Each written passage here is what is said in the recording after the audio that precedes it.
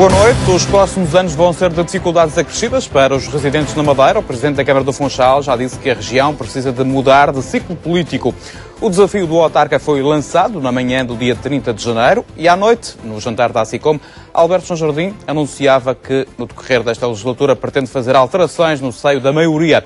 Este é o mote para a conversa com Miguel Albuquerque, Presidente da Câmara do Funchal. Muito boa noite, Sr. Doutor. Que mudanças políticas é que gostava de ver realizadas na região? Eu acho que neste momento as mudanças são inevitáveis. O problema é que o país está condicionado pelo que se passa na União Europeia. A União Europeia está condicionada em primeira mão pelo que se passa na política interna alemã e a região neste momento também está condicionada pela evolução da conjuntura política a nível nacional e designadamente do plano de resgate que foi assinado com a Troika. Por conseguinte, o que eu acho é que os próximos tempos serão tempos difíceis, mas, como dizia o outro, para acreditarmos na luzinha, temos que conseguir vê-la. E neste momento não se está a ver muitas luzes no horizonte. E esse é um problema fundamental. Acha que o futuro da região é dramático?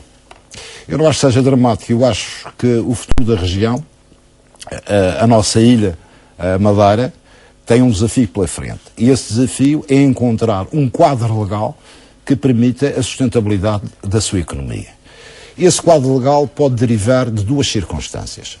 Ou deriva de um princípio fundamental que está exarado no próprios tratados da União Europeia, que é a circunstância de as regiões ultraperiféricas terem uma ajuda em termos de coesão económica e social e de continuidade territorial, ou então nós temos que repensar muito bem as nossas circunstâncias em termos, inclusivamente, de plena integração na União Europeia, porque nessas circunstâncias temos que encontrar um quadro legal adequado à angariação de receitas para fazer crescer a nossa economia. Acha que Portugal, estando integrado na União Europeia, neste contexto que a Madeira podia sair da região europeia?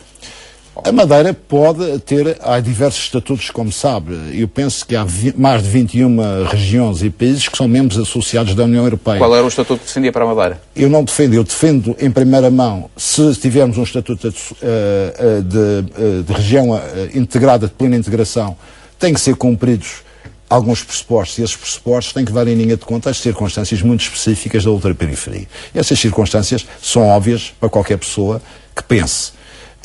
Num quadro nacional, internacional e europeu, a região, sendo uma região com 740 km² e tendo 2/3 do seu território sendo reserva natural e estando a 960 km de uma região continental, designadamente do continente, não tem possibilidades de transformar a sua economia em termos de grande escala, nem ter uma indústria exportadora. Portanto, tem que ser levadas em linhas de contas as próprias especificidades da região e apostar, de facto, nessas especificidades para compensar as desvantagens estruturais da ultraperiferia, quer em termos de acessibilidades, quer em termos de comunicações, quer em termos de economia. E neste quadro, é evidente que uma das questões que me deixa perplexo tem a ver exatamente com a machadada que foi dada pelo Estado português no Centro Internacional de Negócios, que é uma coisa perfeitamente incompreensível, e sendo o Centro Internacional de Negócios tendo um grande potencial de crescimento e, sobretudo, de garantir, inclusivamente, a autossuficiência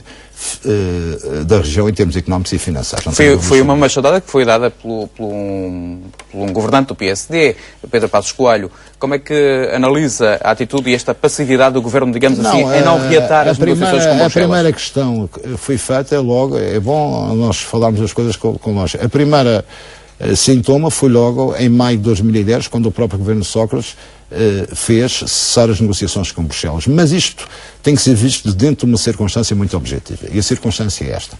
Nós, neste momento, a nossa praça financeira estava a concorrer com outras praças que tinham condições de atratividade e competitividade e com países também. Nós estamos a falar aqui de um conjunto de empresas que saiu para a Holanda, para o Luxemburgo, para Malta, por exemplo, a Texaco Company, que estava cá, que ia pagar no próximo ano 40 milhões de euros de IRC, só essa companhia, que era quase o equivalente ao que as empresas regionais pagam, 60 milhões, à volta de 60 milhões de IRC, só essa empresa ia pagar à região 40 milhões no próximo ano, sair para Malta. Portanto, nós temos de ter condições de atratividade iguais às das restantes praças. E nessa circunstância estou convencido que nós, no próximo ano, se tivéssemos mantido, íamos cobrar, em termos de impostos, um valor superior a 150 milhões. Se reforçarmos essa componente e juntar essa componente, por exemplo, a algo que Gerson neste momento tem, que é o sistema K1, o sistema de residente de alto rendimento, poderíamos eventualmente ter a sustentabilidade financeira da Madeira garantida só através da Praça Internacional. Neste momento já saíram cerca de 70% das empresas da Praça do Centro Internacional de Negócios da Madeira. Esta atitude de Pedro Passos Coelho peca por tardia? Não, eu acho que neste momento a questão é muito objetiva. Portanto, se nós temos num plano de amortização de uma dívida regional, que se diga, e é bom também explicar isto, e é importante os espectadores saberem, que sendo a dívida... A minha pergunta vai no sentido de se ainda vamos a tempo de recuperar aquelas empresas que perdemos. Qualquer sistema de recuperação de uma praça financeira tem um horizonte superior sempre a 5 anos, para se iniciar o processo e criar a confiança nos mercados. Agora, nós temos que olhar para uma perspectiva de médio e longo prazo para o futuro da região. E nesse aspecto eu não tenho dúvidas que uma ilha quer preservar o seu património natural, que tem no turismo já e tem a possibilidade de fazer um plano de reconversão turística no sentido de aumentar as suas receitas, que andam à volta de 700 milhões de euros. Se nós tivermos um plano de médio e longo prazo para reforço da componente da receita turística, e se tivermos também, a médio e longo prazo, uma estratégia para o Centro Internacional de Negócios, reconfigurando, criando novos polos de atratividade, não tenho dúvida que vamos no bom caminho. Agora, o que não se pode é pedir um aumento o aumento substancial das amortizações que temos que fazer relativamente à nossa dívida regional e ao mesmo tempo estar a cortar o fulcro das receitas, porque isso leva imediatamente a um beco sem saída. Ou seja, qualquer plano de ajustamento sem ter incentivos no quadro económico para aumentar a receita, leva a uma coisa óbvia, qualquer pessoa percebe, leva ao empobrecimento. E o ciclo do empobrecimento é um ciclo que nas ilhas é muito difícil de inverter se não se atuar muito rapidamente e com políticas corretas. Portanto, o que eu estou a dizer é assim, se no quadro da União Europeia as políticas de coesão económica e social não estão a ser cumpridas, por razões óbvias, basta ver o que está a passar relativamente ao tratamento que está a ser dado aos países do sul da Europa, é óbvio que nós temos que repensar a nossa vida. Nós temos que olhar para o interesse regional e o interesse nacional. Nós não temos que ser politicamente corretos, temos que olhar para o futuro dos nossos filhos e para o futuro da Madeira. E o futuro da Madeira, não há dúvida que passa, como todos nós desejamos. Eu não quero andar aqui a pedir dinheiro a Lisboa. Acho que nós tivemos circunstâncias objetivas de atratividade do ponto de vista do Centro Internacional de Negócios e a própria indústria turística e as indústrias agregadas a todos estes dois sectores, que nós conseguimos, de facto, ter uma autossuficiência económica. Está a agitar a bandeira da independência? De maneira nenhuma.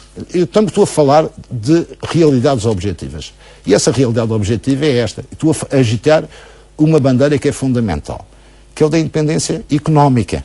E acho, qualquer família gosta de ter a sua independência económica, eu acho que era fundamental a região, até em termos de exercício de plena autonomia, ter uma boa independência económica. Como é que avalia o plano de ajustamento financeiro? Eu avalio o plano de ajustamento financeiro, acho que é um plano que impõe, por exemplo, uma redução da despesa pública de um ano para o outro, por exemplo, 32,1% e um aumento da receita de 17,1%.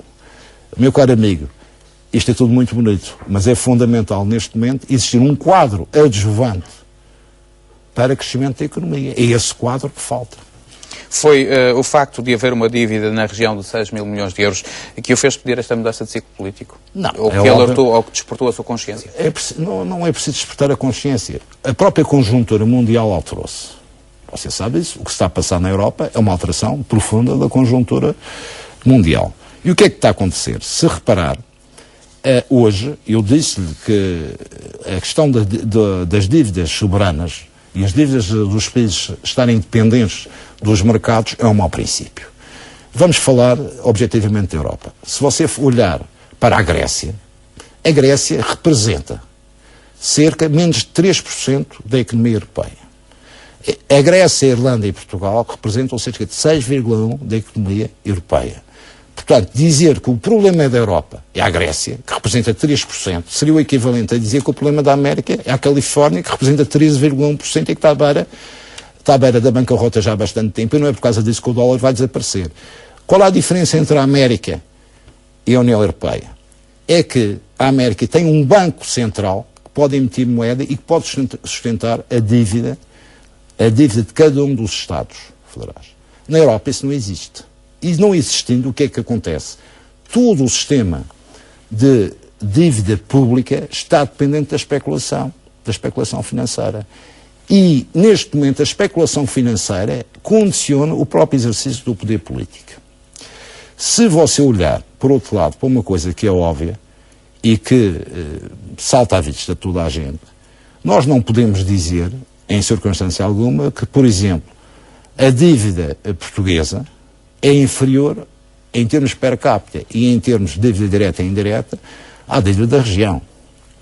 Porque, como sabe, pelo último relatório da Conta Geral do Estado de 2011, a dívida direta e indireta portuguesa, do Estado português, é superior a 348 mil milhões de euros.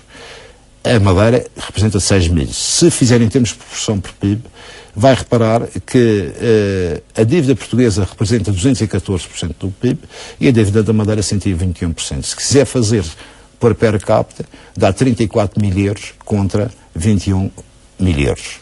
Por conseguinte, em termos de dívida, nós não estamos, por assim dizer, em termos proporcional, quer em termos de per capita, quer em termos percentuais, em termos de PIB, muito diferentes da dívida nacional, antes, pelo contrário, a dívida nacional é superior. Seja como for, a questão do endividamento é uma questão que tem que ser ultrapassada. E sendo como ultrapassar o endividamento? Ultrapassar o endividamento, criando os mecanismos fundamentais para o crescimento e para a atratividade económica. Se você não tiver isso, vai entrar num ciclo vicioso, é a chamada pescada de rabo na boca. Você não consegue sair deste ciclo. Acha que a Madeira podia emitir títulos da dívida, por exemplo? Acho. Aliás, isso é uma ideia que foi defendida por um ilustre professor da Universidade da Madeira, ainda há pouco tempo. E podia fazê-lo. Podia fazê-lo, inclusivamente, colocando esses títulos com aval do Estado, por exemplo, no mercado da diáspora. Alberto Jardim, fez bem ao esconder esta dívida? Isso é uma questão que estar a discutir isso. A história de esconder ou não esconder. Todos os relatórios da Inspeção-Geral de Finanças apontavam para a dívida direta e indireta da região. E, por conseguinte, e o próprio relatório de 2011, que é a Conta Geral do Estado, já o fazia. Portanto, basta ler a Conta Geral do Estado e eu penso que ninguém leu bem o que está lá. É Alberto Jardim, o mandato de Alberto Jardim, a atividade política de Alberto Jardim, fica manchada por esta dívida escondida ou não? Acha que isto vai manchar e colocar uma marca negra no percurso político do Dr. Alberto Jardim? A questão do endividamento público na região e no país, e em geral nos países do sul da Europa, como você sabe, foi subitamente alterada e a própria perspectiva de se olhar o endividamento público foi plenamente alterado. Gostaria de lembrar que depois da queda do Lehman Brothers, em 2007, o que é que se pedia aos governos para fazer? Injetar dinheiro no sistema financeiro, injetar dinheiro na economia. E, subitamente, depois de se agravar as dívidas públicas, é esta desorientação que existe na Europa que está a levar, de facto, ao caos. Depois de dizer isto, veio subitamente dizer que imediatamente os países tinham 2 anos para cumprir os critérios de convergência, designadamente a percentagem do PIB, a dívida inferior a 60% do PIB, mais os 3% do déficit orçamental. Quando você sabe tão bem como eu, que os primeiros países que violaram isso foi a Alemanha e a França. E faltando à Europa, era bom talvez, já que se está a discutir hoje muito a Alemanha, a partir de um pressuposto que é este, todas as circunstâncias dos últimos 15 anos, o que estava implícito no contrato europeu, no tratado europeu, era o seguinte, que a abertura do mercado dos países do Sul, que são 160 milhões de pessoas, aos mercados do Norte, implicaria o quê? Implicaria os fundos estruturais para a convergência das economias. Quem é que ganhou com isto? Meu caro amigo, quem ganhou com isto foi, de facto, os países do Norte produtores industriais. Porque se o meu amigo perguntar a qualquer pessoa qual o número de eletrodomésticos que tem em casa, a maioria deles de onde é que vem, vai ver que é da Alemanha. E a Alemanha, neste momento, exporta para os países de 27 da União cerca de 60% das suas exportações. E garante 9 milhões de postos de trabalho através desse mecanismo. O que é que acontece? A desorientação que está instalada é de tal ordem que, neste momento, uma Alemanha, num contexto de empobrecimento dos países do Sul, é extremamente complicado para a própria Alemanha. Porquê? Porque a Alemanha vai exportar para onde?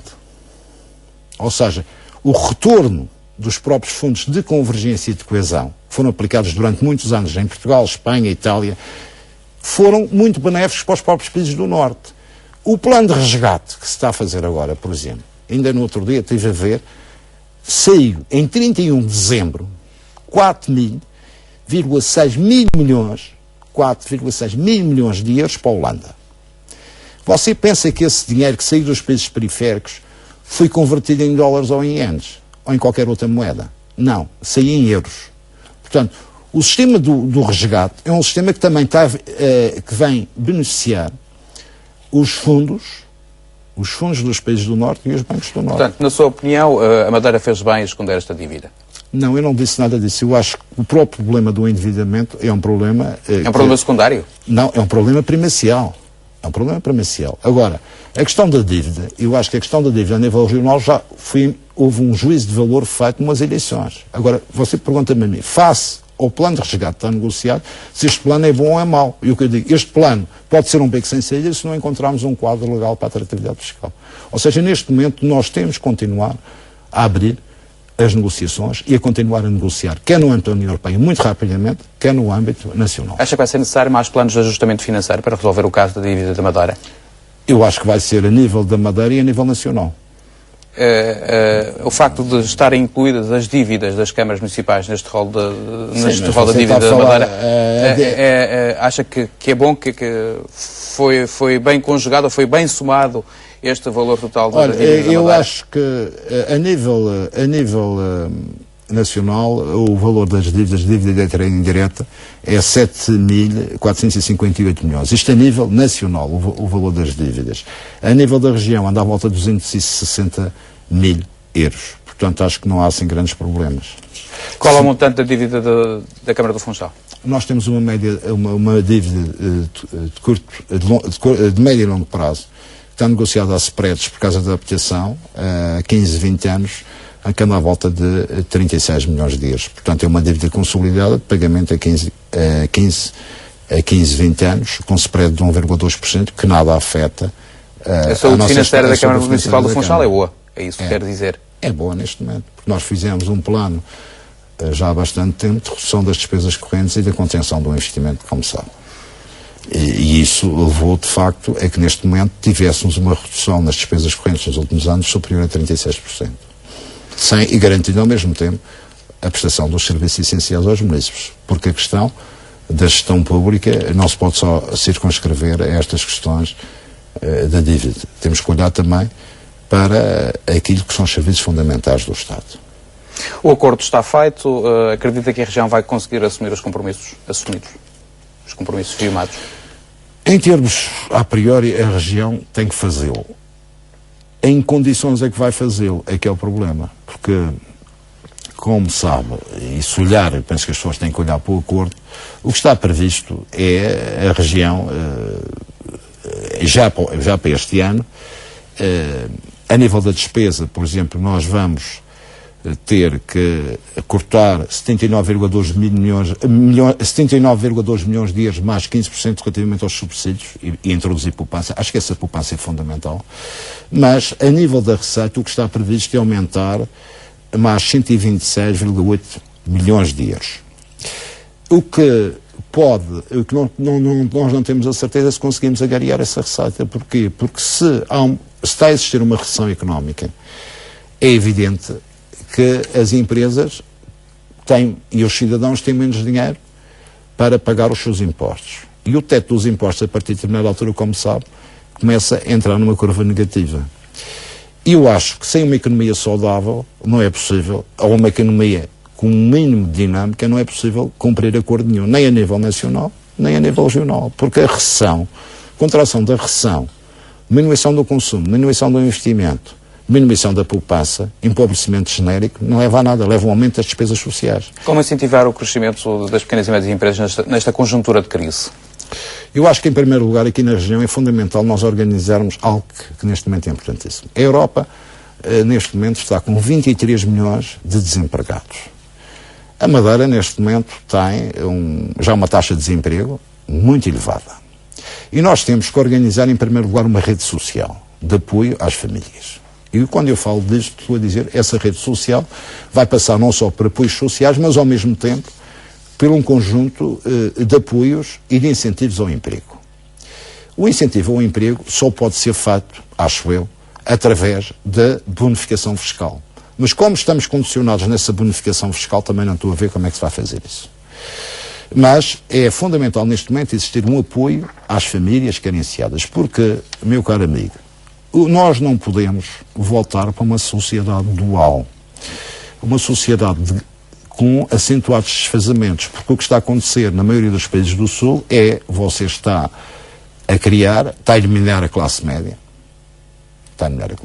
e está a criar um problema, que é um problema que demora muitos anos a ser solucionado, que é o maior desfazamento entre os ricos e os pobres. Tem uma classe minoritária que tem os seus rendimentos fora e tem uma contínua proletarização da própria sociedade.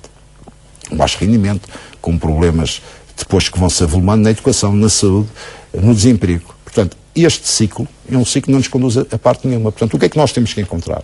E daí a minha insistência novamente. Temos que encontrar uma solução no quadro nacional e europeu para o arranque da nossa economia.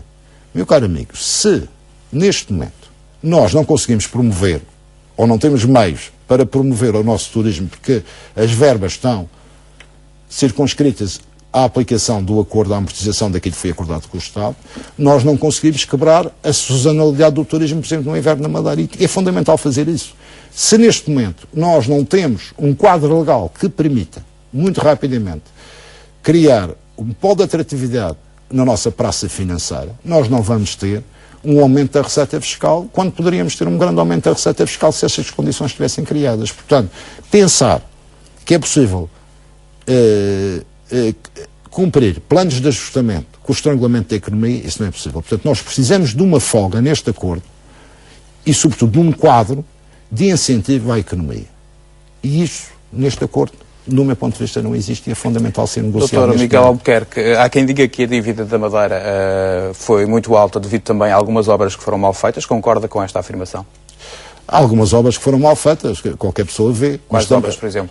Eu não vou enumerar porque, evidentemente, estamos a falar em termos honestos. Há obras que foram mal feitas, mas também, se quer comparar com outras situações, por exemplo, a A13 no continente, acha que foi bem feita? Um disparate. Como é que viu ontem as declarações, esta terça-feira, aliás, as declarações de Angela Merkel sobre as obras que foram desenvolvidas na Madeira? A chanceler alemã sublinhou que as verbas serviram para construir túneis e autoestradas, mas não aumentar a competitividade. Não sei se foi bem isso que ela disse. Hoje de manhã falavam... Persiste uma dúvida de tradução, não é? Eu acho que, por exemplo, em primeiro lugar, a senhora devia tentar vir aqui à Madeira viver há 30 anos. Tentar viver aqui pelo menos uma semana para perceber, ou uma semana ou um mês para perceber o que era a Madeira e o que é hoje a Madeira. É evidente que as obras de infraestruturas são obras que se inserem, as infraestruturas essenciais, arruamentos, centros de saúde, escolas, são obras fundamentais para a coesão económica e social. Isso é fundamental. E o mesmo se diga relativamente às acessibilidades, porque nós temos aqui um problema ainda por cima para resolver, que é um problema acrescido, que é o problema das acessibilidades. Umas ilhas ultraperiféricas que não criam economia de escala. Você não pode continuar a pagar 500 euros para ir a Lisboa de avião. Você tem que ter, de facto, no âmbito da União Europeia, e isto é um problema que as regiões ultraperiféricas, ainda agora o relatório do Michael Barnier... Deve haver mais incentivos europeus para a redução dos preços dos transportes? É óbvio, para termos o princípio da continuidade territorial. Porque, meu caro amigo, as ilhas custam caro. Portugal tem um sector estratégico e tem uma dimensão, e a própria União Europeia, que muitas vezes é esquecida. Portugal, neste momento, vai ter uma zona económica exclusiva, que é a 10ª do mundo. Ou seja, nós vamos ficar com mais de 3 milhões de quilómetros quadrados de zona económica exclusiva, graças à dimensão arquipelágica, aos Açores e à Madeira. A grande riqueza neste próximo século está nos fundos marinhos. Cobalto, todo o conjunto de minérios, petróleos, À medida que se foi aperfeiçoando a exploração da zona económica e, sobretudo, das zonas de mar, nós, neste momento, a maior riqueza de Portugal é esta. Nós temos uma zona económica exclusiva, e que vai ser aprovada agora, que vai ser quase equivalente ao do Brasil, e que é do tamanho da Índia. Portanto, toda esta zona tem um potencial de exploração e riqueza, e esta dimensão arquipelágica de Portugal é fundamental. É fundamental em termos estratégicos para o país. Dr. Miguel Albuquerque, estamos a chegar ao fim desta entrevista, mas ainda gostava de falar um pouco da situação interna do PSD Madeira. Álvares Jardim disse a semana passada, no final do mês passado, que durante esta legislatura ia fazer mudanças no seio do PSD. Que mudanças é que está à espera? Olha, eu não sei, porque, como sabe, o Presidente do Partido tem total legitimidade para o fazer. Não fala com o Presidente do Partido? Falo com certeza. Falo com certeza. Eu acho, mas falo, e o que eu digo publicamente, também digo aqui, eu acho que neste momento era importante essas mudanças ocorrerem em termos de renovação, é óbvio. O partido tem que ser renovado e é bom que o seja, com bons quadros, e tem que existir um maior debate, acho eu, sobre estas questões fundamentais do futuro, com gente nova, com quadros que o partido tem, e abrir o partido ao debate, porque não? E discutir estas questões, porque a nossa sociedade... Mas em Congresso, é isso? Em Congresso ou quando for necessário fazer. Acho que neste momento o partido deve ter uma grande abertura, ter uma grande sensibilidade social em primeiro lugar. É fundamental perceber que as pessoas estão receosas, as pessoas, a população tem medo do futuro e tem legítimas expectativas, e algumas delas vê com grande preocupação o que se vai passar nos próximos anos. E, portanto, nós temos, em primeiro lugar, que ouvir as pessoas. Segundo, é fundamental haver um grande empenhamento em termos de solidariedade social. Eu não posso aceitar, nem posso ver, por exemplo, situações em que as pessoas subitamente são confrontadas com situações de desemprego, vêm os seus filhos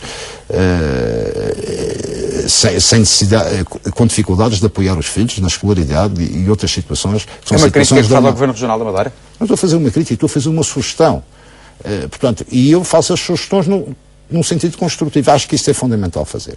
Terceiro lugar, acho que era importante, por exemplo, lançarmos programas de ocupação, mesmo como nós vamos fazer na Câmara, em termos temporários, no sentido de quebrar até a depressão da pessoa que está em casa, que está licenciada, que não consegue desenvolver a sua atividade. Portanto, podíamos fazer contratos a 3 meses, 4 meses, fazer trabalhos no âmbito do apoio aos idosos, no âmbito das férias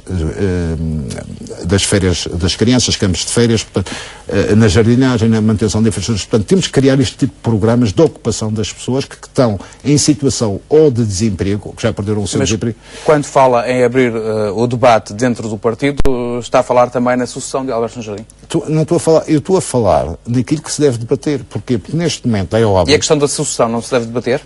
A questão da sucessão também pode-se debater, mas eu acho que o quadro da sucessão é um quadro que deve decorrer no âmbito da plena liberdade dos órgãos do partido. Eu aí acho que não preciso andar ninguém a fazer tutelas, nem a dizer que é, nem deixa de ser. Quem quiser ser, aos congressos, quem tiver garra e tiver a ambição de se candidatar à liderança, apresenta uma moção, apresenta as suas assinaturas e concorre. Se houver congresso, o senhor vai ser candidato à liderança do PSD Madeira? Vamos a ver, vamos a ver. Também nunca disse que não.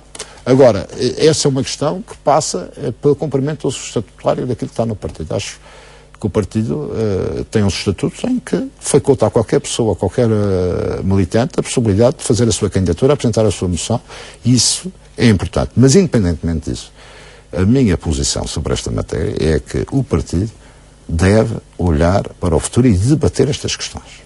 E a sucessão de Álvares Jardim deve ser uma escolha direta? Imaginemos que o Dr. Álvares Jardim sai a meio do mandato, acha que deve ser o vice-presidente a sucedê-lo? Não, eu acho que qualquer situação decidida deve primeiro passar por um congresso e depois qualquer pessoa que queira ser candidato a governar a região, de qualquer partido, e também do PSD, tem que ter uma coisa que é essencial, que é a legitimidade democrática.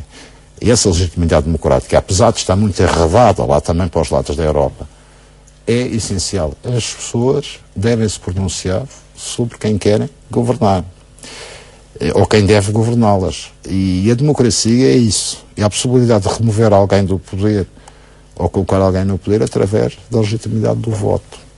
Portanto, pensar que se pode fazer uma transmissão de cetro é utópico e absurdo. Isso não é possível, nem a população aceita. Este é o seu último mandato enquanto Presidente da Câmara do Funchal.